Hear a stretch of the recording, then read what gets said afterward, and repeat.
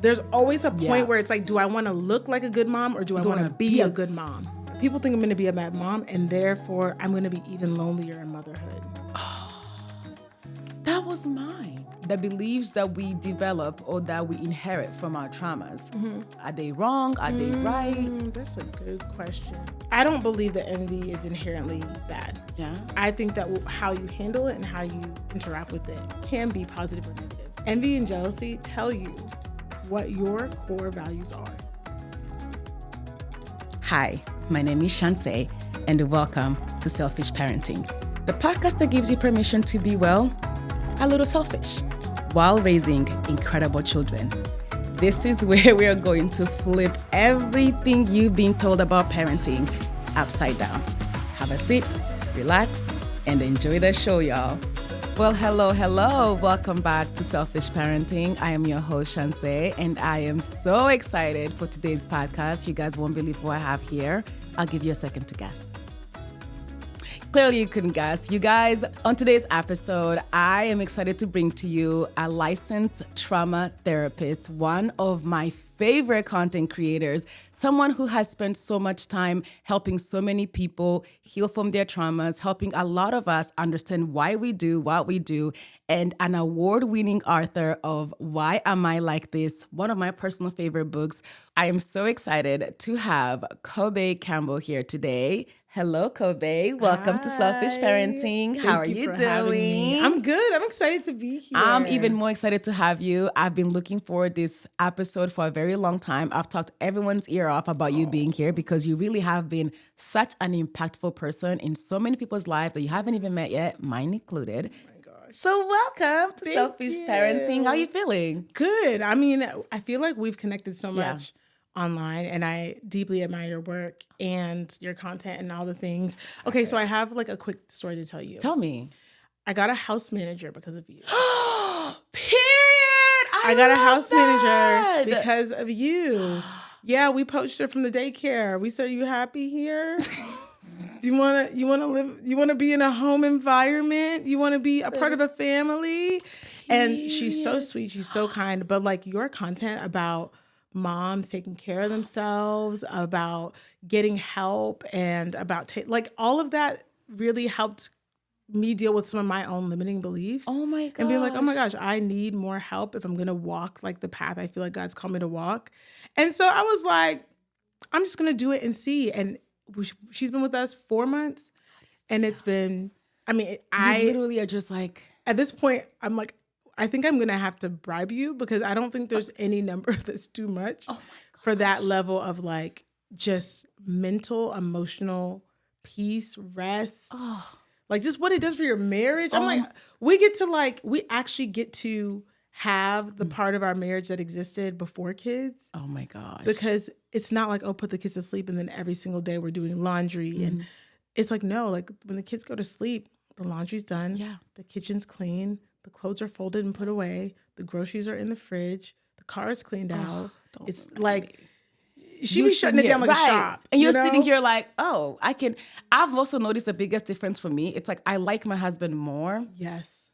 Because it's like something about looking at someone when your house is dirty that makes you not enjoy looking at them. Like, I don't know, if there's dishes. It does something to your nervous system. And then he's just sitting there and it's like.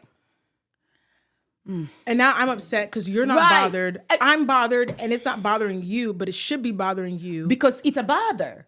But now, like, even like, he's working from home, I'm walking around, and, he has a little time, he's chilling. I'm not looking at him annoyed. Because if the house was dirty and you had a little time, what should you be doing? Exactly. Exactly. And he's like, you've been so kind lately. Oh. Yeah. I'm like, stop. You've noticed? It really is amazing. Oh, I'm so happy to hear that. I meant to tell you that. I love that. I'm so happy to hear that because you know what?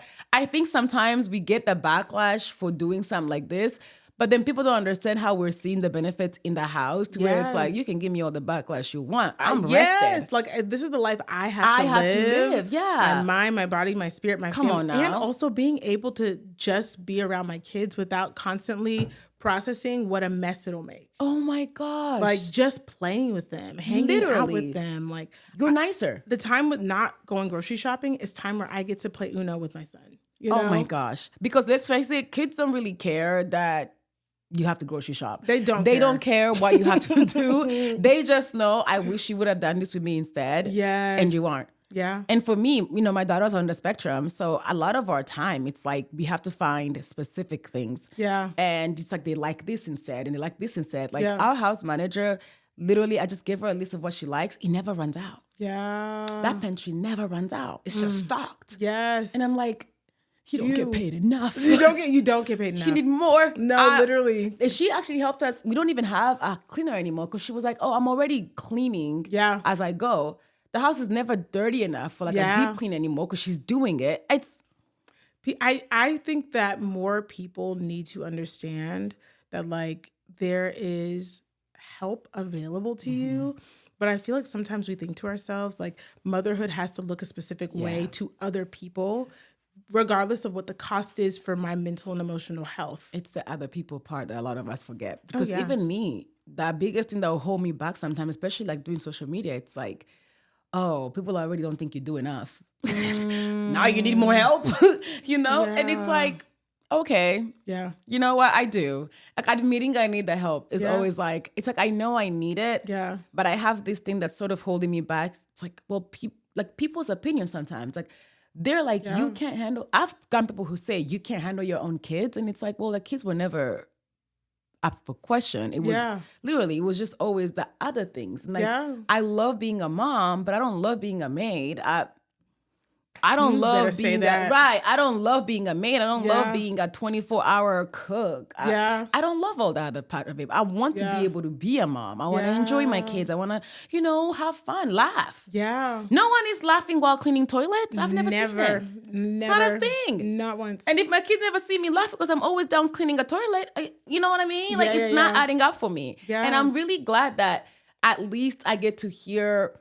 Honestly, I get to hear it from someone else who's like, this feels helpful. It means a lot. Yeah. Like, we're not alone here. Yeah. And like, this is the power of content where people get to share their lives. Yeah. That like, I remember it was a rough day. I was down bad. And I was just scrolling on TikTok and one of your videos about just like moms asking for help. I think it was like a get ready with me. And you were talking about like, you don't have to like sacrifice your entire identity for what it means to be a mom and like getting help. I went into ChatGPT. I said, where do you find house managers? Now they were the ones at agencies were you're making more than me. Yeah, wow. That's what kind of gets me sometimes about the nannies. When once you have a couple kids, sometimes I look at her and I'm like, you living good, ain't you? Mm-hmm. No. I bet you order a steak. Right? I bet you order a steak and shrimp. I'm like, you get extra sauce. Yeah. Julian, I was the one say, he was like, when I was early in college, early school, I dreamed of making the amount of money our nanny makes. Yeah, no, literally. And I'm like, me too. Literally. Me too. Mm-hmm. Her living good. But then I look at our 4 kids and I'm like, girl, you don't get paid enough. Enough.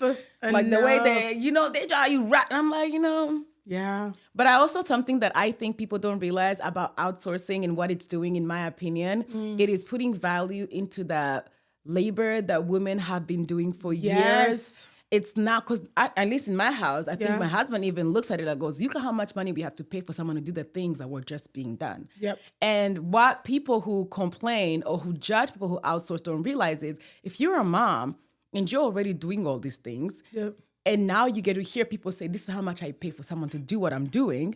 Come on, value. It's giving you a number of like, hey, this is how much I would actually have to pay, or your husband would have to pay to do what you do for free. Yep. Every single day. You don't get paid enough, girl. It's like I want people to talk about it more, because I want it to be a day where the labor that women do for free every day, they put some respect on it. Because not too long ago, being a stay-at-home mom was considered lazy. Like literally, people say you're a stay-at-home mom or you're lazy. Oh, it's like, oh, you're a stay-at-home mom. Like you don't do anything. You don't do anything. What do you do all day when the kids are at school? Organize. Like, what do you do? But then it's like all that stuff that stay-at-home does, mom do at home while the kids are at school. I'm paying a bank for someone to do. Yeah. So it's work. Yeah. And even if you're a mom who maybe is not outsourcing, I hope learning about the people who outsource gives you that validation of like, oh my God, look at all the stuff I'm doing. Yeah, for free. Sure. Yep. Let him buy you a bag. Yeah. You know? What I'm most excited about for today's podcast is getting a chance to hear about why I am like this. I think this book not only has had a huge effect on me, but I'm excited to hear how you came about writing the book, why you wrote the book, and really your journey to it. Yeah. Well, I decided to write this book because I realized like my trauma therapy process with my clients, which were predominantly Black women who were working, mothers who are high earning, high achieving, it was the same thing. And I was kind of like, I wish, ethics and all the things, but I was like, I wish I could just introduce y'all to each other because in each of their own spheres, they felt so lonely and alone because they were able to perform well, but there was still this internal like wrestle of like pain, sadness, loneliness. And really they were coming in to kind of like get like a little tweak of like, okay, can you help me like fix this? I get nervous in this situation or anxious in this situation. Like, can you help me fix this? And then it was kind of like we were pulling a thread on a sweater. And like we realized like, no, this goes way far back to like your trauma and helping them realize like we can start at the moment right now, but the moment you want to fix in the present is tied to the pain of the past that you haven't addressed yet. So that was like the main motivator for the book, writing it. Now living through it, child, I'm not going to spoil how the book starts, but I really had my own experience with depression, anxiety, suicidality, because I just felt like, what is wrong with me? Because I think that we're taught once you experience a moment and move on, if you've moved on from, if the moment is over, then the impact of the moment is over. If the moment is done, then like leave it alone, move on. Why are you crying about it? Why are you upset? And I was going to therapy for years, and it was probably like my second or third year in therapy. My therapist was like, I think this goes back to your childhood. Like these are like some negative core beliefs, some deep thoughts you have that are tied to external experiences. Because here's the thing, when we think we're the problem, then we think that the problem can't be fixed. Wow. It's not that you're the problem. It's the moments that you've endured, the things that you've experienced. And people say like, what does healing look like? Yeah. Well, healing's not about you forgetting the moment. Healing's not about you never experiencing it. I can't go back and fix that, but I can change your relationship with that moment. Because the relationship you have with that moment is likely tied to the chronological age you're at. Yeah. So if you have a trauma at 9 years old, you might be 35, but relating to these ideas, these principles, these people as a 9-year-old. Wow. So now I'm helping you gain wisdom in the present so that you can apply that to the wounds of the past. And so that you can see this as a 30-something-year-old. That doesn't mean it's less sad or less painful, but it's less overwhelming because you're not seeing that with like your 9-year-old brain. That's honestly, as you're talking, I keep going back to your book and something specifically you said on there. And I remember reading it and thinking, keep in mind, I've been in therapy for years since I was, I think, 14 in high school. Wow. And we had left Congo, we left the war, and we'll go in assemblies whenever we'll have assemblies, and everybody would rush out. I would get really dizzy. I didn't know what was happening. Yeah. And I would almost pass out. And it happened every time we were in assembly, I would just get dizzy, almost pass out. So one time I actually passed out, ended up in the principal's office, and the principal, thank God he spoke French at the time. Yeah. So he ended up going, he's like, I don't know what's happening. You're not sick, we don't know what's going on. And they gave me the school counselor who ended up introducing me to a trauma therapist. And I was working with her, and I didn't believe in therapy. Back then, it was called a shrink. They kept calling it a shrink. Yeah, shrink. Yeah. And I didn't want to tell anybody. We're like, oh, you're seeing a shrink. Yeah. Uh-huh. I'm like, I'm not crazy. I'm not crazy, guys. And I remember one of my friends and I fell out because I told her, and she told everybody at lunch, Shanse sees a shrink. No, I don't. I'm not hearing voices. I'm not a shrink. But And I've had all this time to, allegedly deal with my trauma. Yeah. I'm not saying allegedly like I haven't, but in the book, you mentioned something about, levels of trauma and how sometimes we like to categorize big trauma, small trauma, right? And I was reading it and I realized I do that right now to myself, right? Yeah. Because I've dealt with so much trauma, fleeing a war and so much more. When things happen to me as an adult, I tend to be like, girl, that's nothing. Like, I tend to brush it off as you've endured real trauma. This is not traumatic. And I was stuck. I actually read it over and over again. I was stuck at you explaining, being bullied in school is trauma, but so is sexual assault. And you didn't phrase it as one is bigger than the other. Yeah. My brain could not compute with the idea that, moving to the US, getting bullied because I don't speak English is the same as me being sexually assaulted. And I'm like, there's no way.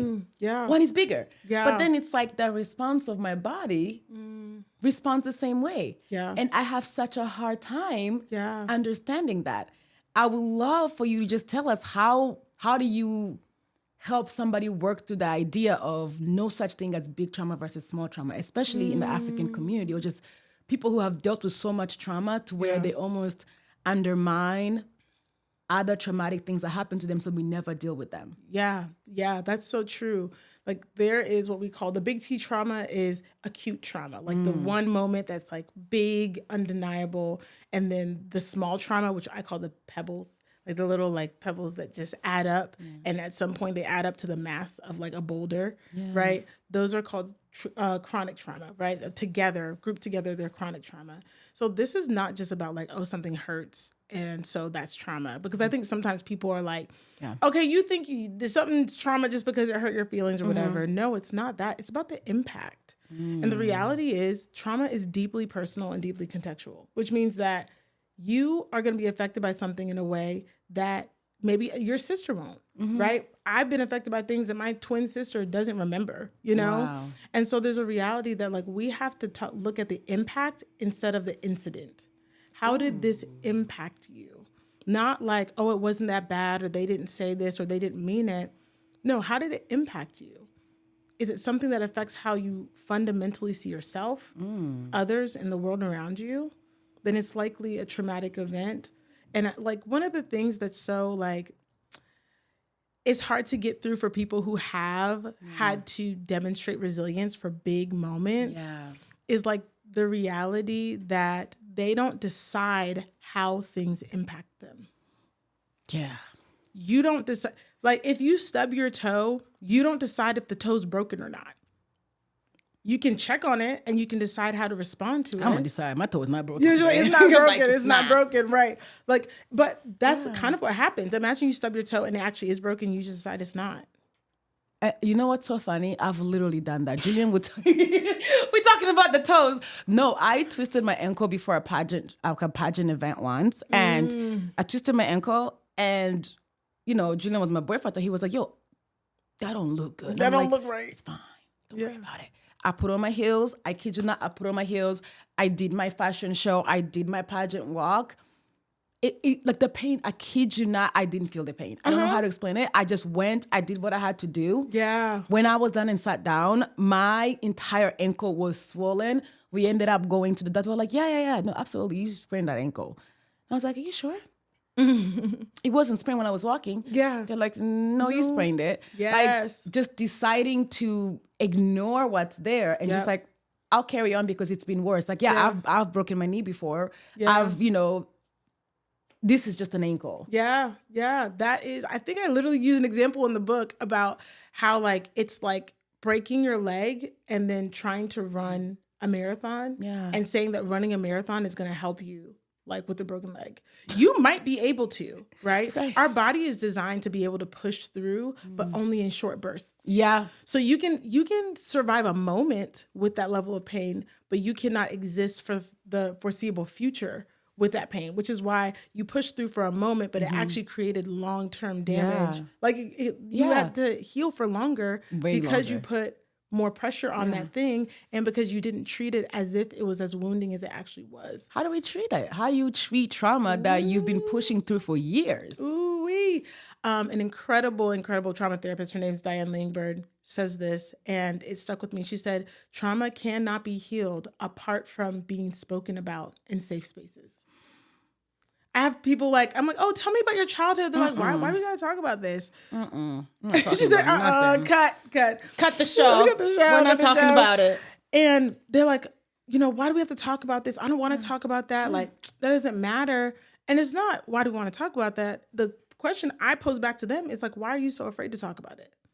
Who said I was scared? Who said I was scared? I'm not scared. Like, the level of resistance you have for addressing something and just turning your attention to it is directly correlated to the impact it has on you. Ooh. Because there are people like, I'll talk about this, that. The moment you're like, tell me about your relationship with your mom. Tell me about your relationship with your dad. All of a sudden, it's like short, clipped, quick, and we're on to the next conversation. Being clogged.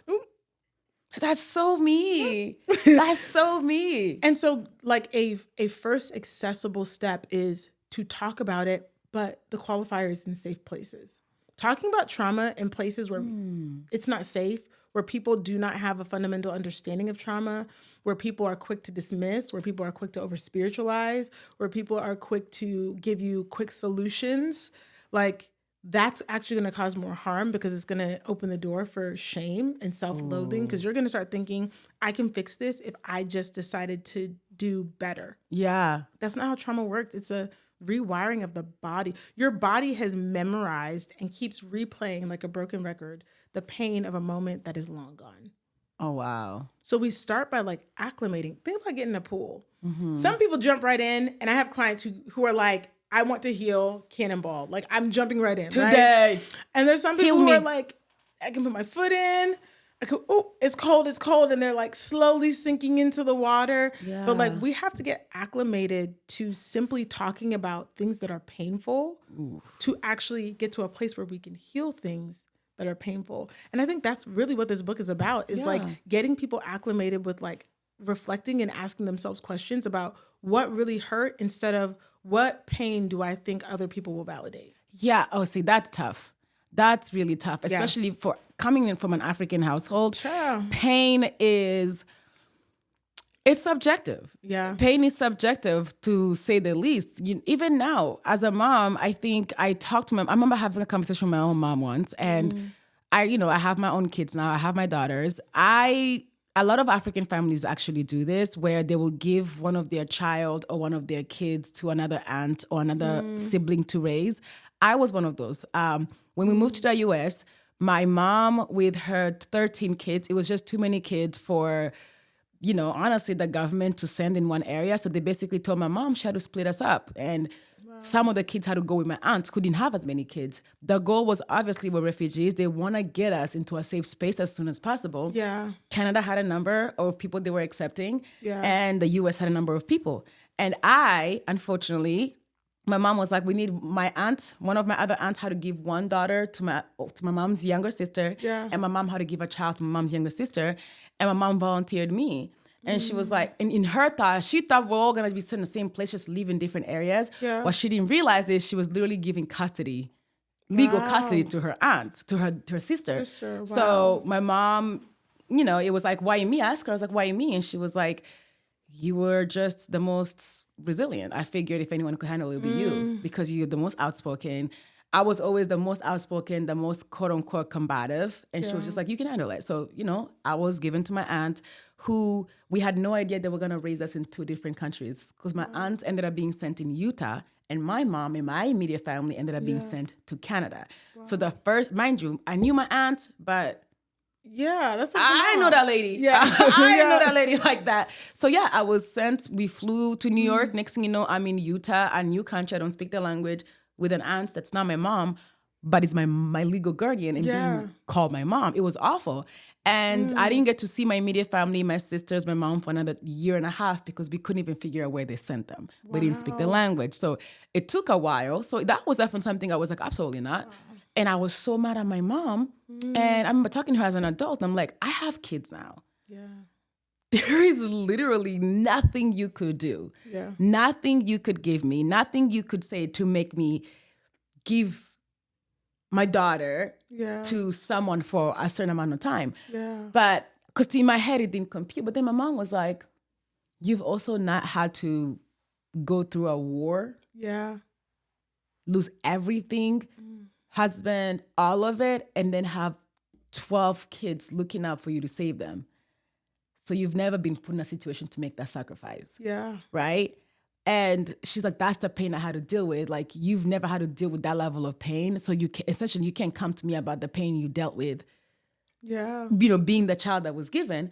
And I remember thinking in that moment, oh my gosh, she's right. Like, how could I think that my pain of being the one that was sent even compares to the pain of a mother having to make the decision. Yeah. And in that moment, I just learned that there is level of pain. And mine, right? That trauma is too small. It's too small for me to be like, you know, like the real, in my brain, I'm like, the real traumatic experience here wasn't me being given away. Like, girl, you survived, right? Look at how your life turned out. Great. Because you were there. Yeah. But your mom had to give away her daughter. So then all of a sudden, I'm in the shoes of a mom who was forced, instead of in the shoes of a mom who couldn't imagine having to do it, I'm now in the shoe of a mom who was forced to do it. Yeah. And then that just taught me to move on from that and never really. And then when it comes to traumatic experiences with my mom, it was like, she doesn't believe in it. I'm like, there's nothing that could happen to me while I was in Utah that would suppress the amount of trauma she dealt with having to give her child away. Yeah. And we just learned that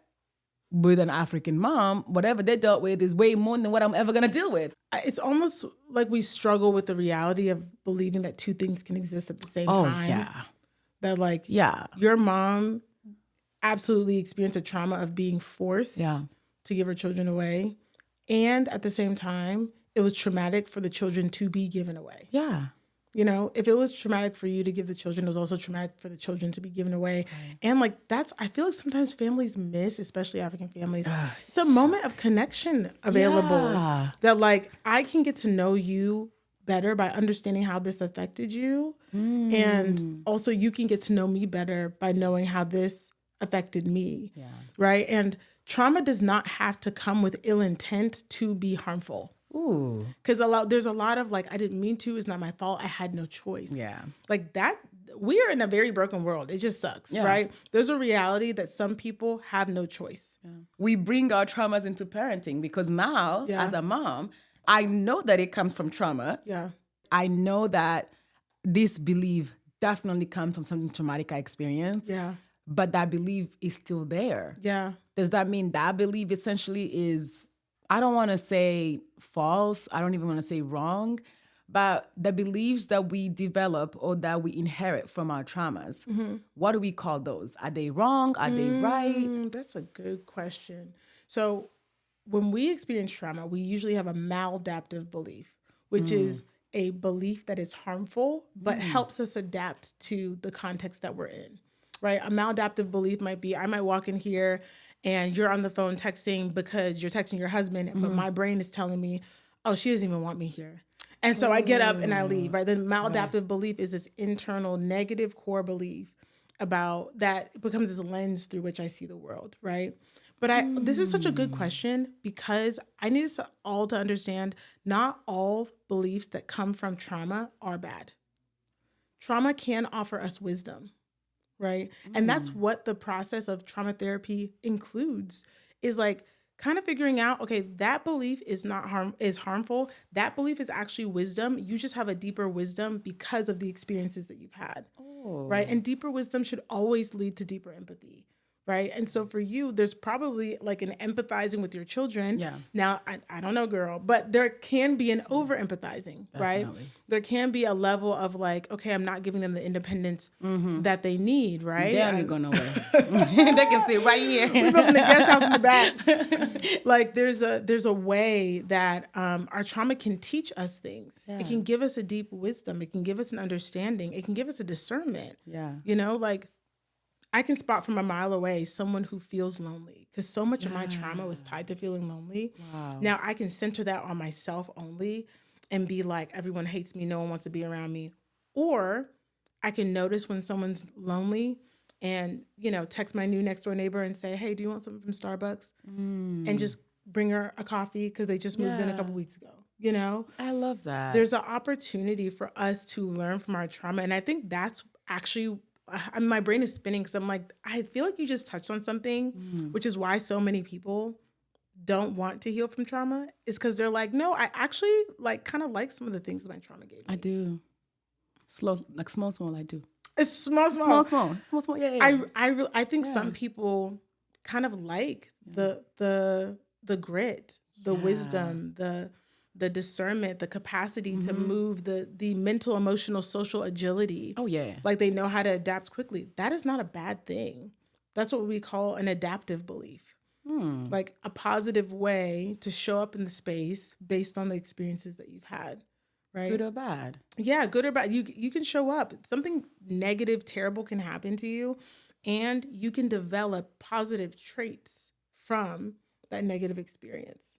That's not something that naturally happens by itself, I don't believe. Not long term. I think that you can, there are a bunch of businessmen out there that are traumatized. Like, absolutely. Too many. Absolutely traumatized. And for them, lots of like their business acumen can be deeply tied to the experiences that they've had in the past, right? But that doesn't mean that they are able to maintain health and have those traits. There's a way to have those traits and maintain health, but it requires you processing your trauma. I definitely see that in myself a lot. I think I always say one of my superpowers is the fact that I am extremely disciplined, and I am. I always say I'm very disciplined. If I want something, I get it. Yeah. I've never wanted something that I didn't go after. But truth is, I was put in a situation where I had to be extremely disciplined. When I was in high school, I ran track, I played basketball, I cheered, I danced, I was captain of the debate team. All of it because I didn't want to be home where I lived at the time with my aunt. It wasn't the safest home to be in. So I didn't want to be there. So I adapted so many things to do. Throughout my career, there's never been a time until I became a mom where I wasn't doing a million things. In college, I interned for Congress. I had a full-time job. I was a full-time pageant girl. I was running a nonprofit. I was just doing a bunch of things, and I am doing very well. I will plan it. My schedule is strict. I can handle it. But how do you do that? It's like, I'm just better than you. But it's just trauma. I just got something you don't. I got something you don't. Trauma. But, you know? Yeah. And it's like, I've always thought that's my superpower. It really is. Like, I'm able to do it well. But one thing I was missing was the rest. Yeah. I wasn't able to do it well enough. Healed. I wasn't able to do it well enough. It was like I was still just doing it to not have to do anything. And then I became a stay-at-home mom out of nowhere, and they made me sit down. It was awful. It was terrible. I just had to sit there with myself. You know, the first couple of months, I always say I hated being a stay-at-home mom. I think a big part of it also was like, for the first time since I was a tiny, 13-year-old child, my husband said, you ain't got to do nothing. Sit down. And I'm sitting here with a bubbling kid who's just on my boob occasionally, and then just looks at me. He don't even talk.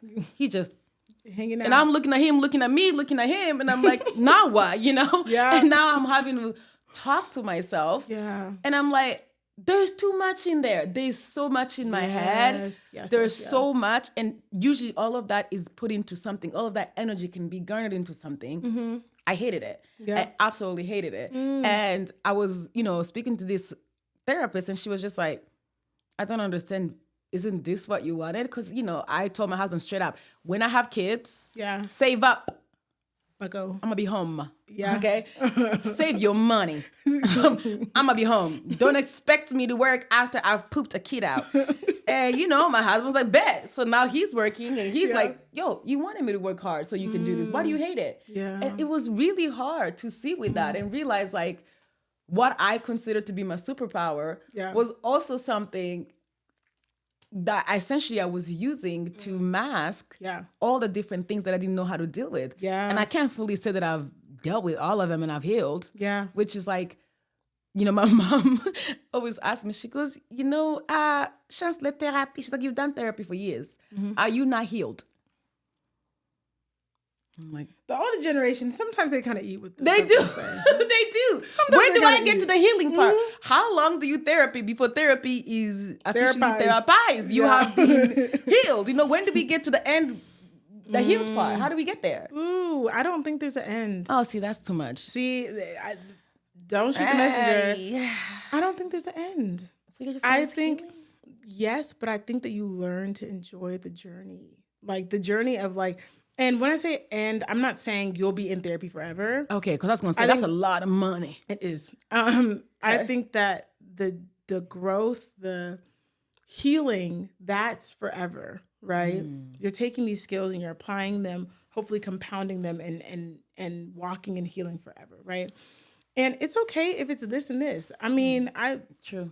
You might be in therapy for 6 months and then be out for 7 years. Yeah. Right? And then back in for 2 months and then out for 10 years or whatever it is.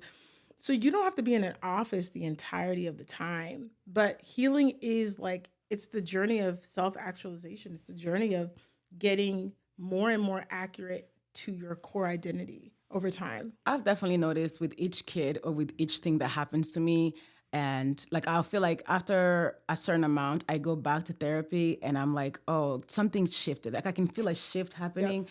I think the biggest shift that happened to me was definitely when I had daughters. And, having daughters. I had a son. It was cool. Cool kid. But, like him. Great. Yeah. But when I had daughters, I remember finding out I had daughters and something immediately kind of started brewing. Like the idea that I'm going to have these little girls who potentially look up to me. Because I remember my mom's voice is like my relationship with my mom. Yeah. Like my mom's voice, my mom, who she is, her essence, it has a lot to do with who I am. Yeah. At the time, I remember thinking, I don't necessarily think I would love if my girls adopted some of the things that I say about myself, some of the things that I have internalized about myself. Yeah. And I don't think my girls would enjoy some of the people that I keep around. I don't think I would like for my girls to have a relationship with this lady or with this. Because at the time, that same aunt who essentially traumatized the hell out of me was in my life because Africans don't believe in cutting family off. No, their family, it's blood. I'm like, oh my God, I wouldn't even want my daughters to meet this woman. Like, I wouldn't even want. And I remember just sitting down and I started just asking myself, like, would you want the girls to do this? Or like, how would you feel if the girls said this? And that, to me, I needed guidance. I needed someone to help me through these feelings. And I went back to therapy. And I remember that was it was really incredible. And I feel like that space in my life has shaped how I think, who I am, more than work I did years ago, more than it was very pivotal for me in my life. Yeah. But now I'm looking at my daughters and I'm like, now I have to shift again because they're nothing like me and they're not me. Yeah. Now I'm like, I did all this work so you can have me example you and you don't want to be me? Crazy. Crazy. But, you want to be your own person? Right. How dare you want to be your own person? But now I'm like looking at my daughters and I'm like, they don't want to be me. They don't want nothing to do with what I like or what it is. And I'm like, new journey. Let's work through that now. And it's if it ain't one thing, it's another. Yes. And I think what you're pointing out is that there's some things in life you just can't anticipate. You really can't. So like you can't be like, okay, I went to therapy once, I'm healed. Yeah. It's like, no, everybody thought they were healed before March 6, 2020. The day the world shut down, everybody came to a realization that maybe there are some more things that they need to think about, talk about, and process. That like there's a reality that there are problems that are only in the future. And so to say I'm cutting myself off and I've met the quota of healing, though you want to move towards a future and you don't know what the future holds, you're missing an opportunity to have an open heart for the resources. And also what you're talking about is the reality that like you start with like making sounds and faces to babies to communicate to them. But then after they know words and sentences, you just teach them a word. Mm-hmm. And then after, one word, they can learn like, oh, that word sounds like this word. So I can understand what this root word is from this. Mm-hmm. The point is that you're building on skills. So the work is not that it gets easier emotionally, but it gets clearer as time goes on because you've done the foundational work to understand like, okay, I know with my own therapist, the name of the game is surrender and vulnerability and risk, right? Emotional risk, relational risk, business risk. And so getting to a place where I have to be like, okay, I can tell that there's a risk I need to take and I don't want to take. Instead of being like, I don't know. Now I know. Turn my heart towards that. Yeah. That's the risk, you know? I love that. I be coming in and Kim, my therapist, be like, I think you know what I need to do. And I'm like, Kim, Girl, I'm you not paying you right. for it, girl. You're right. What You're am I paying you right. for? Oh my You know what's so gosh. funny? I didn't know therapists had therapists. Oh, yeah. But it makes sense. Oh, yeah. It's like teachers have teachers too. I always said about that. I found a Nigerian therapist, and honestly, I really do believe sometimes if you're African, it is The cultural context that cultural matters. context matter. I found a Nigerian therapist, and I was talking to her, and I was like, "See, my husband's American, you know, and you know sometimes the cultural difference there will hit where I'm explaining to him why I can't do something because in our culture we just can't, like, we just can't do that, like we can't. It doesn't compute, and he's looking at me like." That don't make no sense. Like one of them was really like family members, boundary between family members. My family is close, very close. Yeah. And Julian has always been in the belief that we're close to my family, but this is my family. Yeah. So if his mom or his siblings are out of line, he has no issue being like, we need space from you. I remember the first time when the twins were younger and, you know, grandmothers, they should be potty trained. They should be this and they should be this. And, you know, it was beginning to get to me, and I was pregnant with Elle, and every time she would come around, I would start, I start stressing like she's about to bring this up. And he was like, is that stressing you out? And I'm like, yeah, but it's cool, it's fine, you know? And he just went to her and was like, yo, this is not a good time for you to be around until you can be around, you know, my wife without bringing this up. I think we need space from you. I was like, how could you do that? That's your mother. Yeah. Bring her back, tell her we love her, we want her to be here. And he's just like, no, like, I can never do that. Like, I couldn't even imagine. Right. He was just like, yeah, girl, we need. I was like, I'm going to text her and tell her you lied. And he's just like, no. Wow. I'm sitting here like, there's no way. I can't imagine. Because I can't. I was telling my therapist, I'm like, I can't believe he did that. Now the mom is going to think it was my idea. Now she's going to think it was this. And she's like, you know what you're speaking from? Our African culture, where moms are always blaming the wife. And I was like, girl, you need to tip her. And I didn't. Girl, I was like, you get paid enough. I said, girl. Yeah. That's so true. Because later on I did learn. Yeah. His mom was like, oh no, that's just Julian.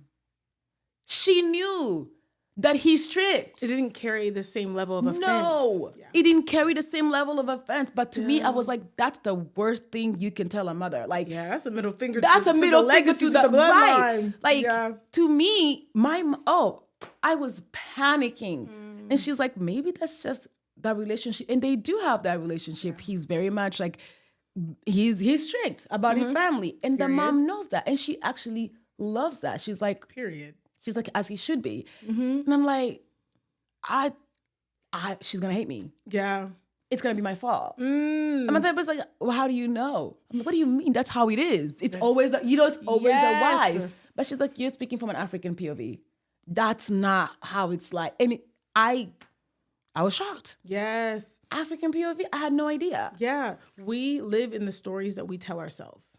Yeah. Oh. And we tell ourselves the stories that have been told to us.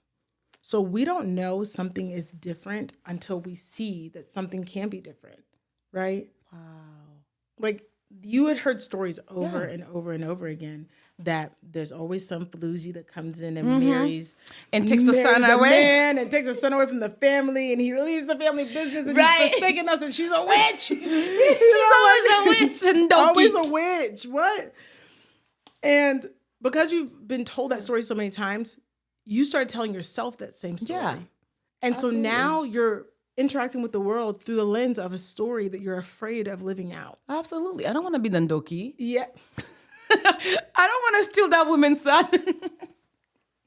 Like, yeah, you don't want to do this and you don't want to be this. And like, instead of, to you, there wasn't an option to simply accept that they had a relationship that was different than the relationships that you had.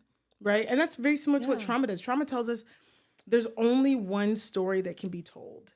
And it's the story that is tied to our deepest pain. But when we heal, we realize there are different stories that can be told. There are infinite stories that can be told of our lives, of our relationships, of our mothering, our fathering, our parenting, our sisterhood. There's so many different stories, but our brain is latched onto one because it hurt the most. And when we run away from something, we find ourselves running right back into it. And honestly, when it comes to, we're talking about parenting and when we think about the way we parent, how much of the way we parent, you know, when we talk about outsourcing, when we're talking about being able to have help, how much of the way we parent comes from our fear of being perceived as lazy or a fear of being perceived as not a good mom. And honestly, society telling you good moms look like this. Yeah. I don't have the perfect number, but I would say like 85% at least. Yeah. That like, I often ask my clients, if there was no consequence, what decision would you make? Because sometimes we start making decisions based off of the consequences we're trying to avoid or the consequences that we want to bring forth. No, it's like, what do you want apart from what other people think, feel, or perceive of you? If nobody would ever know that you were going to hire a house manager, would you do it? Hell yeah. What you mean? Hell yeah. Yeah. Like if you had the money and the resources and you could have a cook who could cook the food you like instantly, would you do it? Absolutely. Yeah. And so usually that's literally the response. They're like, I wouldn't even think twice about it. You didn't have to tell me. In fact, you're hired. 2, 3. Bring the whole Everybody family. get hired. Yes. What do you mean? And what often happens is we have to step back and say, okay, what do these consequences mean to you? Because it's not just that like, oh, people think I'm going to be a bad mom. Sometimes people think I'm going to be a bad mom and therefore I'm going to be even lonelier in motherhood. That was mine. Like I won't be able to relate to other moms. Yeah. And so I feel like I'm being forced into making decisions that don't align with my internal beliefs because I'm trying to avoid the consequence of loneliness. You literally just explained why I started becoming a content creator. That loneliness of the decisions I was making as a mom. Yeah. Yeah. I hated, and I mean hated the idea of having help or not being able to handle is what I was being, like literally fed. I was being fed that why wouldn't you be able to handle your kids? In fact, when I had the 3 under 3, it was, everybody had 2 under 2, 3 under 3. It was normal for them to all have it. And I'm like, I can't do this. I'm not enjoying this. And I remember thinking, if I don't continue to do this struggle thing, I won't relate to all the other moms online who are posting every single day about like, you know, I hate it here, but that's motherhood. You know, I haven't slept. You know the little posters, right? That's I haven't slept all day. My clothes are dirty. My shirt is dirty. I haven't showered. I haven't the messy high bun. Messy high bun. And then it's like, but at least my kids are fed. That's motherhood. And that was the motherhood. Even when I would go out on walks, it would be the same thing. The little libraries. Yeah. The community that was being built was the suffering. Now, when I hired my first nanny, kid you not, I ain't tell nobody. Yeah. I did it in secret. And then we would go to the libraries and everybody would be like, my kid is not sleeping at night. And I'm like, same. I'm so tired. Right? Because I wanted the community. I was already lonely as a new mom. And it's like, I didn't want to be the mom that's like, oh, you tired? Girl, my nanny took the night shift. You know what I mean? I didn't want to be that mom. And I was like, you know what? I think I just had a point where I was like, F it. I'm not being honest. And truthfully, maybe the way I'm mothering, actually it was my cousin who was like, no, I think you really should. She literally dragged my ass to TikTok. It was hilarious. Yeah. She was like, you helped me get help. Yeah. What if there's another mom out there who may be seeing you, period, will, you know, it will help them get out of the place you got out of. Yeah. And I'm so glad I did because for a long time, I definitely had that shame of like, you don't relate to the other moms. Even now, I mean, how many people tell me you're not relatable? And it's like, maybe I'm not meant to be relatable. Maybe I'm meant to, exactly. Exactly. Yeah. And maybe I found my community and now I've found my community of moms, even outside of social media, on social media. I've found my people. But there is that initial step you have to take of, you know, it's a fear. It really is. And I feel like there's always an inflection point where you have to decide, do I want internal alignment or do I want external affirmation? Yeah. There's always a point where it's like, do I want to look like a good mom or do I want to be a good mom?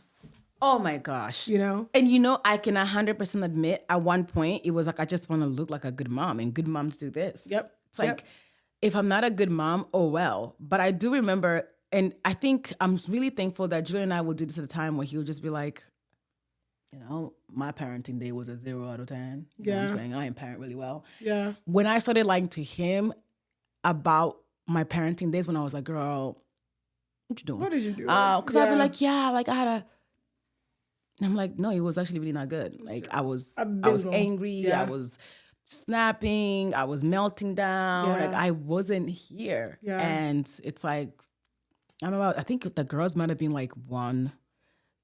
Ezekiel was barely 2. And I was just like, I'm not having fun. Are you having fun? He's like, I'm not having fun. Yeah. Like, who having fun? No one. Yeah. Not even the toddlers. Yeah. And we were like, we have to do something. Yeah. Like, we have to do something. But the thing is, our external validation was there. Oh, it was like, oh my God, you're a good mom. You're doing it all, girl. Yeah. How do you do it? You're a super mom. And I'm like, yeah. Give it all to me. Yeah. Because ain't nobody called me a super mom in a minute. Yeah. Fair, I'm not. Yeah. But, back then, it was like, oh my God, a 3-under-2 super mom. Amazing. You're doing it all. House clean. And, it was nice. It felt nice. And I'm like, yeah. But then internally, girl, so it's like I had to make a decision. What do you care? And I will tell you though, unfortunately, there is that external is going to be gone. Yeah. It's gone because gone And not just immediately. gone, replaced with judgment. Oh, judgment, stones being thrown. Like it was bad. It is definitely like, and sure. honestly, I'm a fan of maybe we keep it to ourselves until we can handle it. I don't know. Yeah. Yeah, for sure. I don't know whether it's healthy or not. I don't know, but I would definitely recommend if you're not prepared to hear about it. Yeah. I don't know. Keep it to yourself. Sure. And you know what? Sometimes it brings up attention in other people because they realize that there is a way out of their suffering. Not for everybody, but for people with the resources, they start to ask themselves, like, I don't have to do this. And that can create tension with their families, with their family system and their culture. That can create tension within the partnership if they're partnered. It can create a lot of tension because it's like, I don't want to do this no more. Yeah.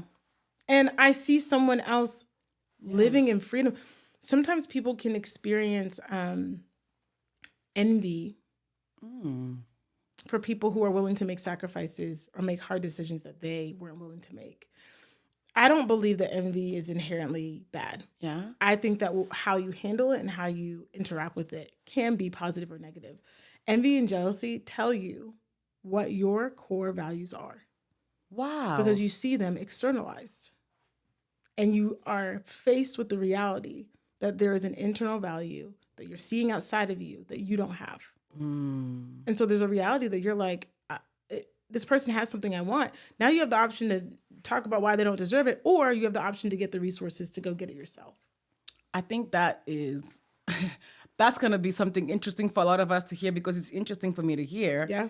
Because we've been told, don't be jealous. Don't be envious. It's bad. Yeah. But I don't think a lot of us have been taught how to use those feelings when we have them because they're feelings. To interact with them. Yeah. How many of us have stopped being mad when someone said, don't be mad?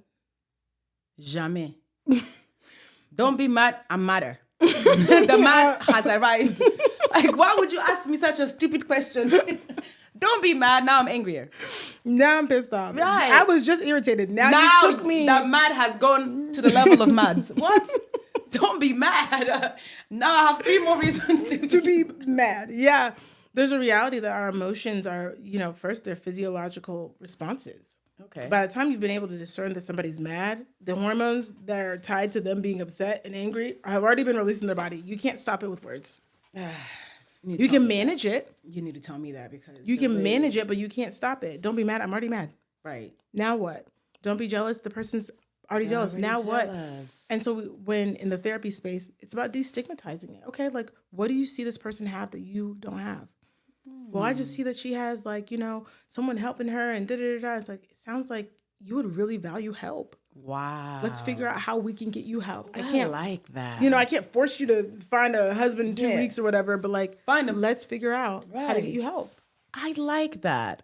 That is so good to think about. And it's really helping me because I was just telling my 3-year-old today, don't be out here crying. He was already crying. So you learn something new every day. Every day. You live in your life. Because I was like, kill it. You're done. Mm-hmm. You're done. But like tears literally streaking his face. It's too late. It's already there. And I think it helps us as moms as we're navigating all these feelings because they come a lot. And I think jealousy is normal. I'm extremely jealous of people who can just wake up in the morning, they just wake up and don't need coffee. You people, you run like machines, you Yeah. know?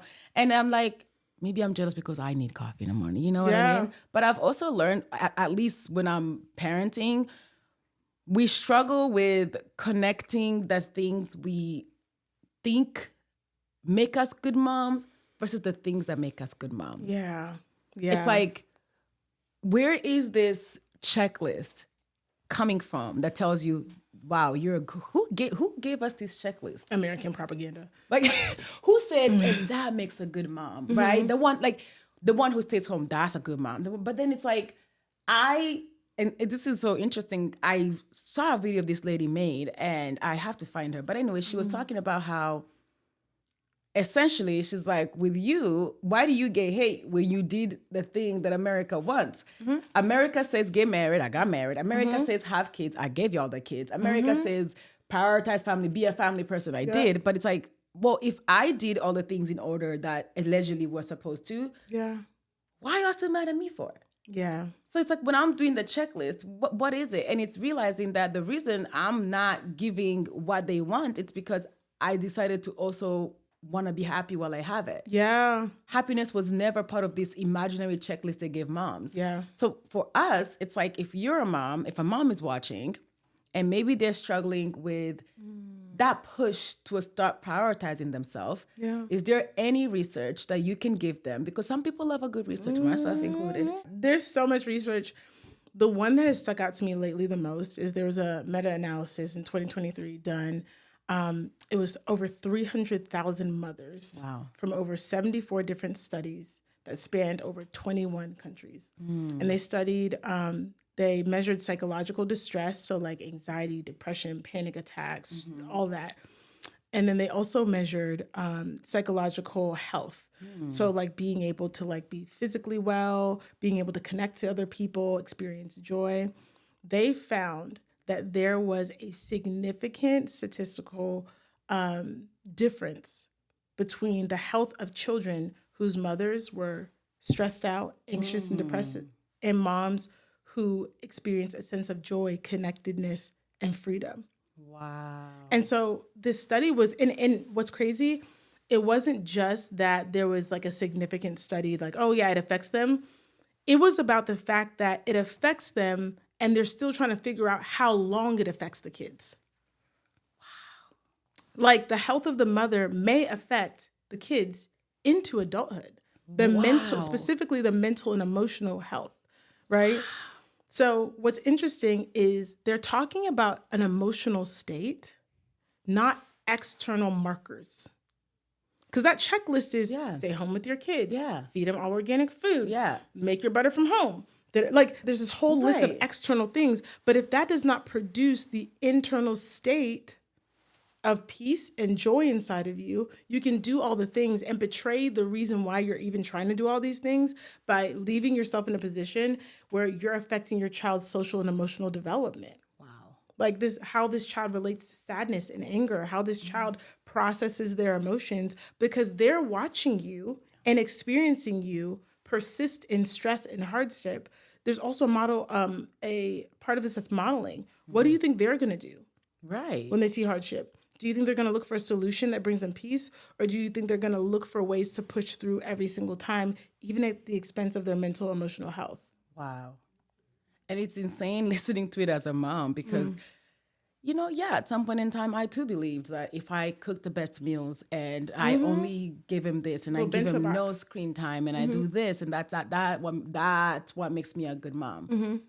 And then when I started to prioritize my own joy, prioritize my marriage, and it's insane the things I see my kids say, the things they do. Yeah. Like if I haven't been gone for a while, if I've been home with the kids, I haven't had a little momcation, it's like a 6-year-old will go and be like, Daddy, mommy got to go.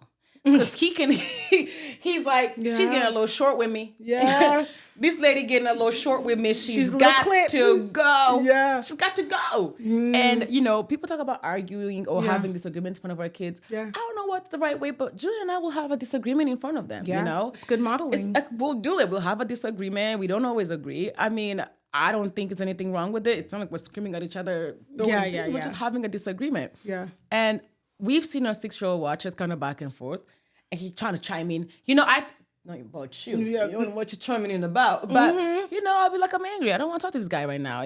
Move on. I'm upset, and then we'll come back and, we'll fix it. We'll talk it out. And he'll be like, oh, are you done being angry at daddy? Yeah, I guess we talked it up. But it's like, and at first I used to feel guilty. I'm like, dang, he saw me be mad at his dad. Yeah. Then I'm like, of course he saw me be mad at him. Yes. What do you mean? Like, he sees me be mad at him. But then I remember Ezekiel with his, sisters were playing with the kinetic sand. Afia takes the kinetic sand. Yeah. And Ezekiel's like, I want it. And they're fighting it out. And I'm like, that's beyond me. I'll figure it out. Mm-hmm. And, he's like, Afia, I'm really angry at you right now. And I'm taking my sand and I'm leaving. And, he walked away. And I'm like, he's mad now. But then, a few minutes later, I don't know what happened. He came back. And then he goes, Mommy, me and Afia fixed it. We're good. Yep. I'm like, that's what's up.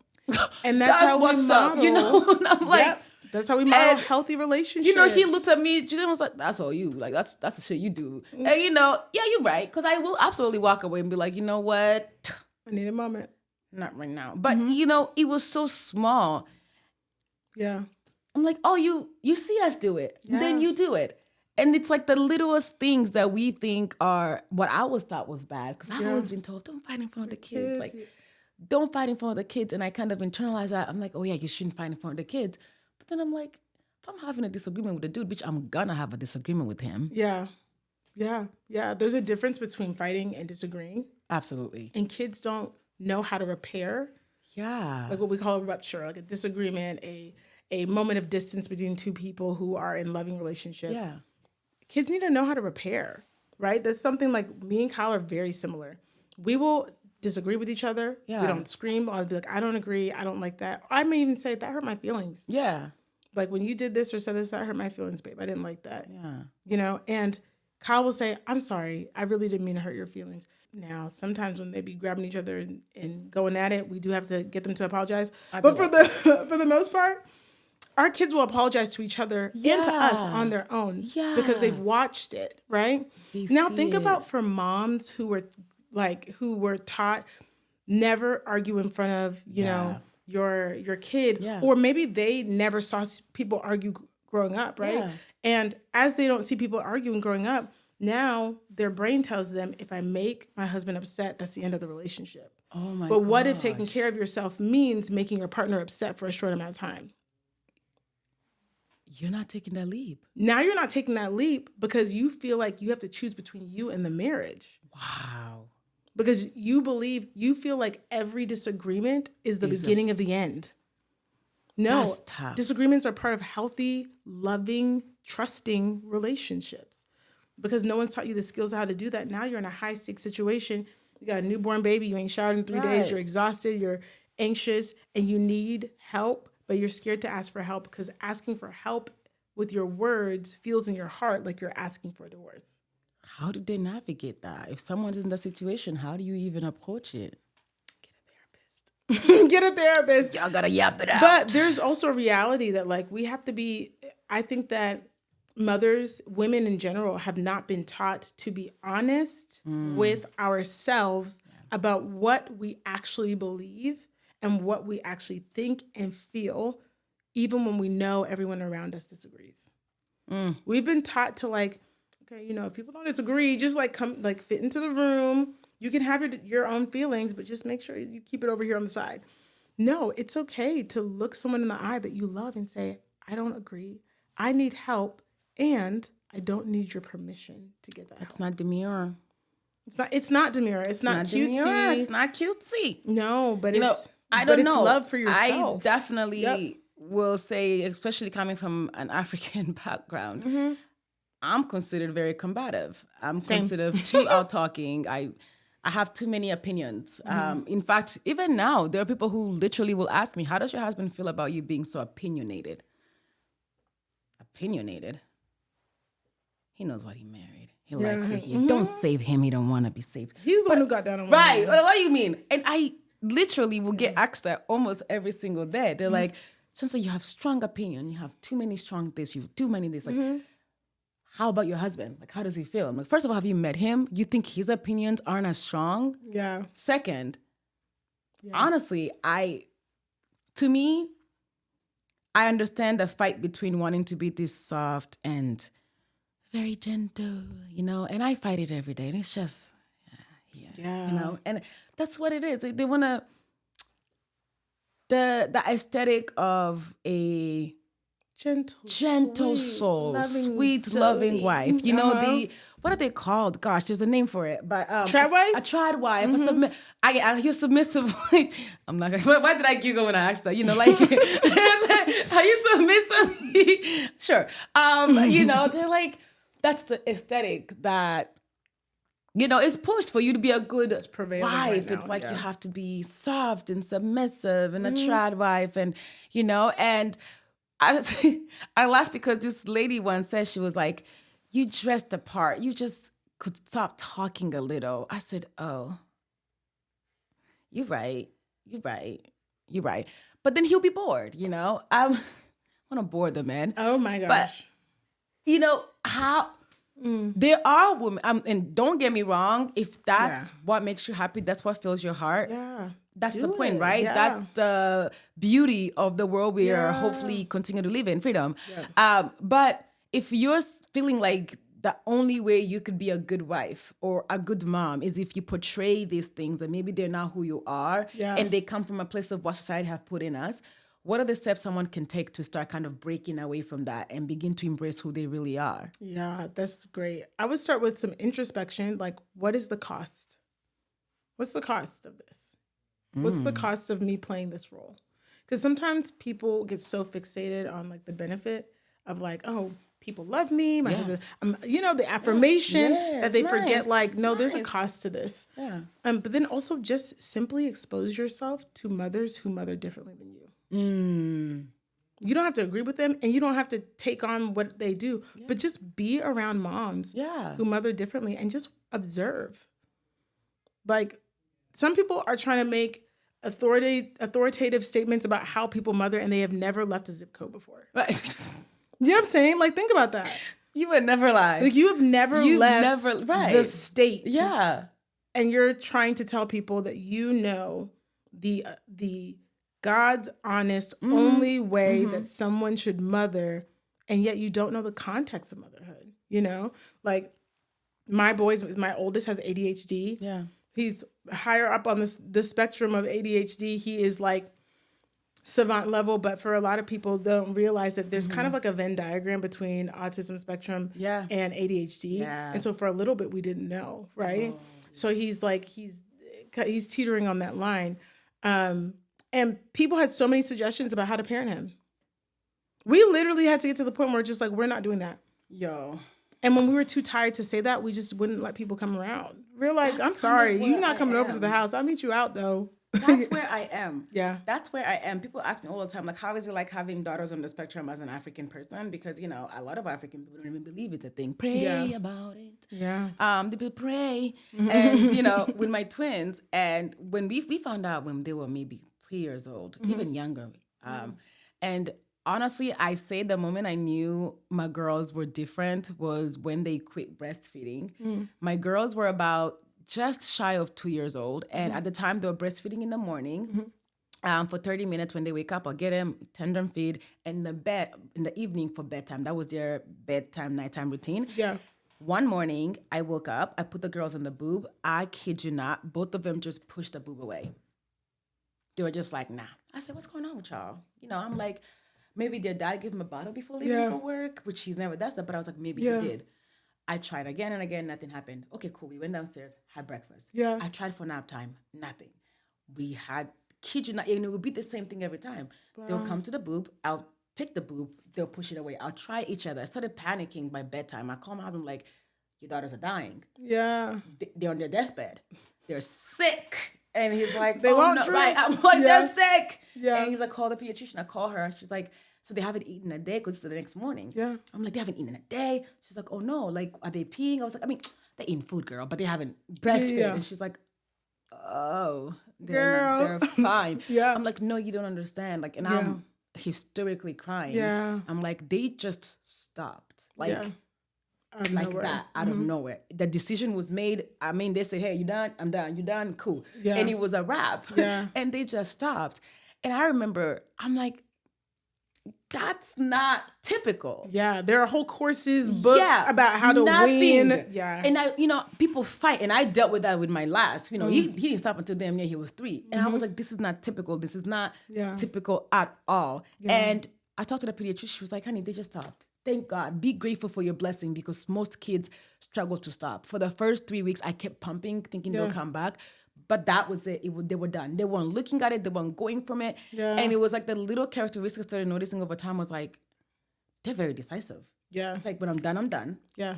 When I'm angry, I'm angry. Yeah. What I want is what I want. Yeah. It was so strict. And I went to my mom and I'm like, I think my daughters are different. She's like, yeah, they're identical twin. Of course they're different. I'm like, no. I think they're different. Yeah. I think they're very different. Yeah. But the idea of a diagnosis for someone who has never dealt with it in African community, even Black community, Julian being Black, it was like, no. Yeah. It was denial. It was denial. Yep. And, for me, it was like that. I knew. I don't know what I knew, but I knew something was different. Yeah. I knew something was different. I just didn't know what it was. Yeah. And pursuing it and getting the full diagnosis, I was like, exactly, I knew that. Yeah. And I was like, I wasn't even upset. I was relieved. I was like, oh, thank God. Yeah. Now what do I do? Now how can I help them? Now what? Now I can get resources. Now I can get resources. And we are so lucky. We found out so early, so we can have all the resources for them at 3. Now they're 5. Yeah. And it's amazing. We had the resources early. And I'm thinking back to how about the people who are afraid of these labels because of what society says about these labels, who have been told, no. Yeah. Something's wrong with you as a mom. If you start, even now there's this stigma people are getting diagnosed so much more. It's not true. It's like, no, now we actually have the resources. It's not that autism or, ADHD or whatever is more. It's just that now people are getting diagnosed, but talking about it. Yeah. And we're taking away that taboo of you being there, giving these kids the help they need. Yeah. But I get given advice of how to parent my kids all the time. People be like, okay, well, if she does that, just tell her not to. Her brain don't even work like that, bro. My mom would be like, because, my girl's one of them, she speaks in books. It's incredible. My daughter will take a book, she'll go in a book, she'll point out a word for you and be like, girl, you see what I want. Mm-hmm. And pizza, and she'll be like, pizza? Girl, there's a pizza in there, right? So we have a lot of books in our house because she's constantly reading, and she's 5. Wow. Mom is like, well, if she can read, she can talk, she can say it. And I'm like, and there are times where she wants to use her words. Yeah. Where she'll be frustrated and be like, oh, girl, don't make me do it. Yeah. But it's like my mom's approach is just force her since she can, and you've heard her and you know she can. Yeah. Force her. So take all the books away. So then you force her because she can. You've heard her. You know she can. But it's like, no. Yeah. That's not what she's comfortable doing. Yeah. One thing I've loved about having a neurodivergent child is really made me ask, why does it have to be done this way? Oh my gosh, yes. Why? That's so true. Why? If there's a way that he wants to do it that brings him, that's easier. It doesn't harm anybody. It doesn't. Why not? Right. Yeah. And you mentioned something when you said, for those moms who maybe want to speak with their husbands and be like, I deserve this, and don't know how to settle with their partner being angry. How do you deal with someone else's external anger? I mean, I don't want to say, is my husband's anger my responsibility? Yeah, yeah. But when you're married, sometimes your partner's mood, it affects you. Absolutely. Yeah. And that's normal for it to affect you. One thing I think we can do as we approach these hard conversations is to talk about this is what I need, and this is what the absence of this thing does to me. This is what I want to make more room for. And now if the response of your partner is to be angry because you're telling them that you need help so that you can live alignment with what you're called to do, you really might need professional, not professional help in a mean way, but professional input, you know what I'm saying, to help you navigate that. Because it's hard for someone who's deeply in love with you to be angry when you ask them for help. What's a hot take, as a trauma therapist, what is your hot take? I believe that women should travel often and early like in their child's life. Yes. I believe that children are here on this earth and we are teaching them what's normal. In 2022, my youngest was just turning 2. My oldest was 4. And I had this moment where I was like, my kids only know what's normal based on what I show them is normal. And I went on 11 trips that year. Stop playing. And I prepared a script.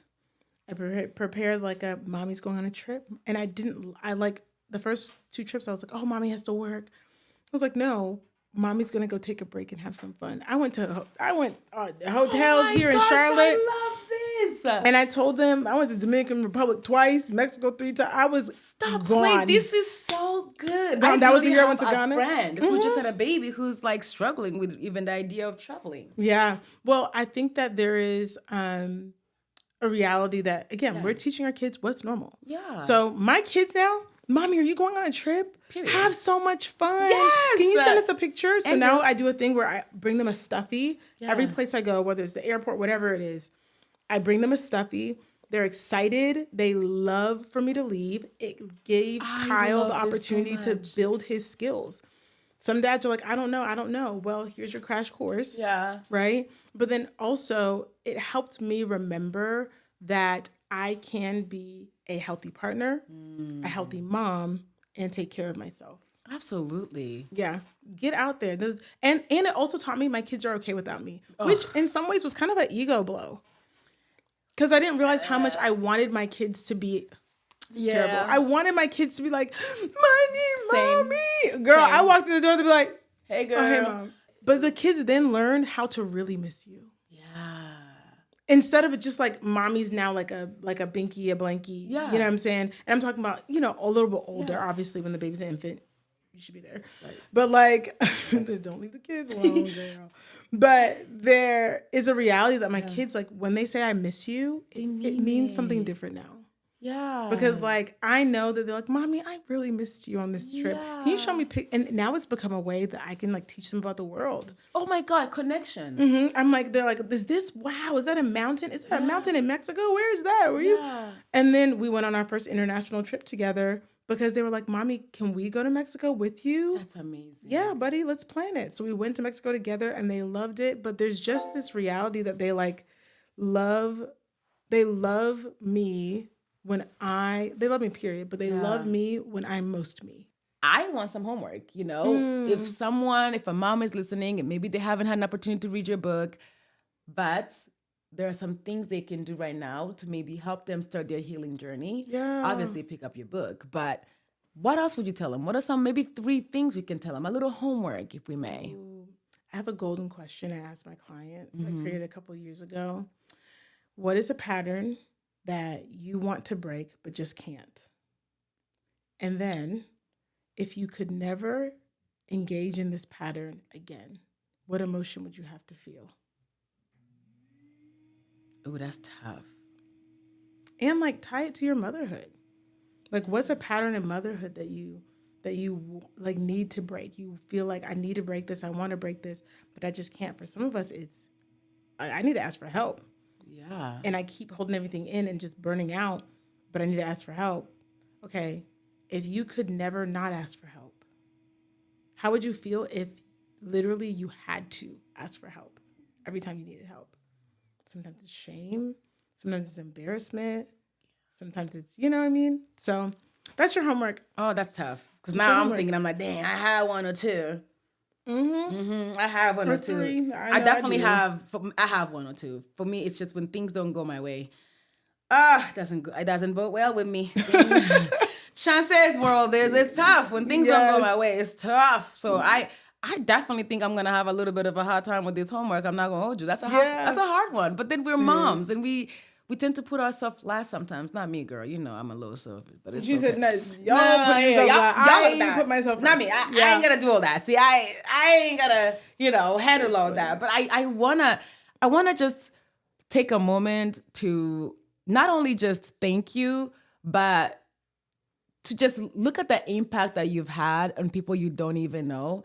Oh my goodness. You've made just given access to so many people who maybe don't have the access to go to a therapist, and that's a reality of a lot of people. Yeah. Because I genuinely feel like reading your book is like, it's like a crash course of, I don't want to say dealing with your trauma, but a crash course of just giving you a little peep inside yourself. I feel like that's what it did for me.